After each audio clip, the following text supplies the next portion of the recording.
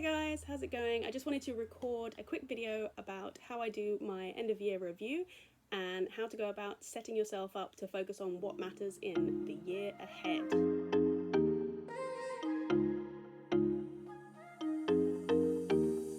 So in this video, I'm going to talk about my process for breaking down the year that has just gone and looking at setting up a bit of structure and a few goals and priorities for the year ahead. Some people say that there are no such thing as special days, that big birthdays, particularly the scary ones with a zero, or New Year's are just arbitrary days. But what if they weren't? What if we could make them more than that? What if we could take a date, like the 1st of January 2020, or a birthday, and make it mean something for us and the direction that we're headed? It's so easy to go through the days without too much thought about where you're headed.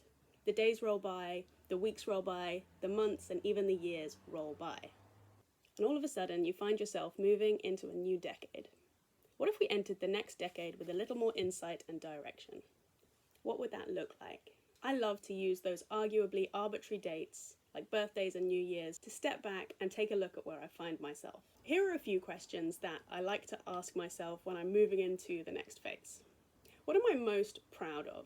Looking back, it might be the last year or 10 years, but having a look at the things that I can say that I'm most proud of achieving and having in my life. I'll often find that the things that I'm proud of tell me a lot about where my focus is and what is really important to me, and will also tell me the biggest achievements and the types of things that I should be focusing on moving forward.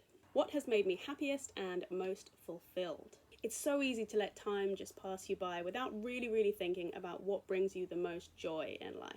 If you really sit and take a while to think about what brings you the most joy and fulfillment, then you can really get a sense for how you should be filling your days, your weeks, and your months. What do I most want to achieve moving forward? What are those really big achievements or goals that you really want to be working towards? How can you start to line things up so you can actually see those ends in sight? What am I holding on to that doesn't serve me? It's likely that you're going to find that you're holding on to certain things that don't serve you. Those might be friendships, those might be physical things, they might be beliefs.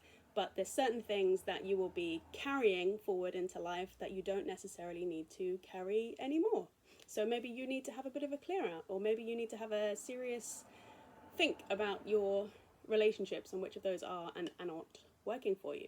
Are there any difficult conversations I have been avoiding? This was a really big one for me. Before I turned 30, I realized that there were a couple of conversations that I really felt like I should have been having and had really been avoiding, and so I took active steps to make sure that those conversations happened before I passed that big milestone. Which relationships do you find most fulfilling? We all have some relationships which are really fulfilling, which really bring a certain something to the very fibre of our being, and those are the things that energize you and push you to be more of who you want to be. It's worth thinking how you can invest in and solidify those relationships moving forward. What kind of a legacy do you want to create for yourself?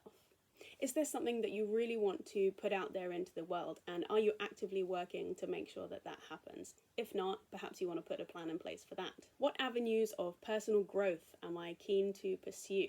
Maybe you want to learn salsa, maybe you want to become a really good gymnast, maybe you want to develop your Spanish speaking skills, but if you figure out what those things are that you really want to invest yourself in, you can put a plan in place to make that happen. What habits do I have that are bad for my mental or physical health? This might be a difficult question to answer, but if you can highlight a few things that you've been doing that don't necessarily serve you, you can start to really draw attention to them and start to look at how to remove those from your life. What are my biggest areas of discomfort and opportunities for growth in the coming year?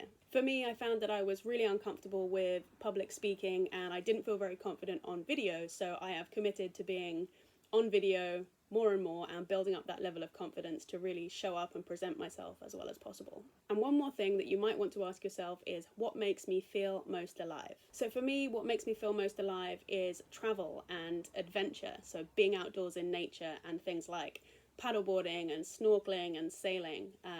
So it's important for me to make a plan to get as much of that into my life over the next year or however long as I possibly can.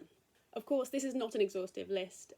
There are plenty more questions that would be good to ask yourself before the new year, but these are just a few ideas of things that you can ask yourself, which can give you a really good idea of how you're moving into the new year and what you might want to do moving forward. It's really great to get some goals and some plans in place so that you can feel like you're starting the year off on the right foot. New Year's resolutions are all well and good, but you can really start to put much more structured plans in place for these things. If I know, for example, that I want to invest in my relationship with my grandmother, I can put a note in my diary to call her at 3 p.m. every Sunday and make sure that that actually happens. I hope this has been helpful for you. If you've enjoyed the video or you've done any of these things yourself, I'd love to know about it, so drop a comment below and don't forget to like and subscribe. I'll see you next time.